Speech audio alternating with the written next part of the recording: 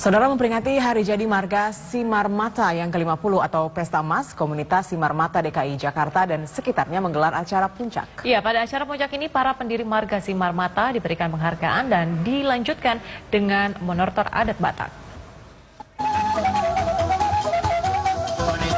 Simarmata merupakan salah satu marga Batak yang terdapat dalam komunitas masyarakat Batak Toba dari Samosir di Provinsi Sumatera Utara.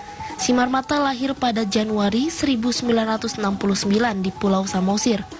Ketua Umum Simarmata Hamonangan Simarmata mengungkapkan, pada awalnya Simarmata berjumlah 33 kepala keluarga, namun seiring perkembangan, kini keluarga besar Simarmata di wilayah DKI Jakarta dan sekitarnya mencapai 1.500 kepala keluarga. Pada perayaan ke-50 tahun, keluarga besar Simarmata menggelar acara puncak dengan memberikan penghargaan kepada para pendiri Simarmata dan dilanjutkan dengan manortor adat Batak.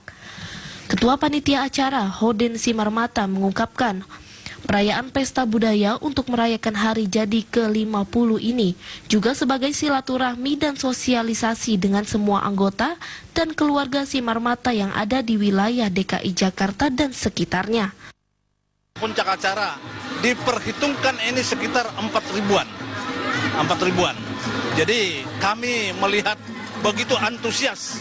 Mudah-mudahan ke depan keturunan Simarmata bisa mengambil kontribusi untuk Simarmata sendiri dan untuk Negara Kesatuan Republik Indonesia.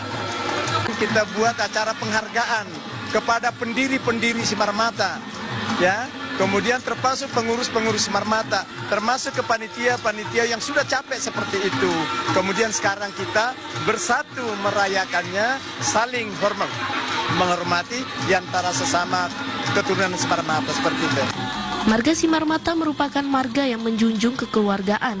Keluarga Simarmata mengajak seluruh anggotanya untuk selalu bersyukur dan berempati kepada sesama manusia. Dengan diselenggarakannya acara ini, diharapkan tradisi dan adat Batak dapat terus dijaga oleh generasi muda Simarmata.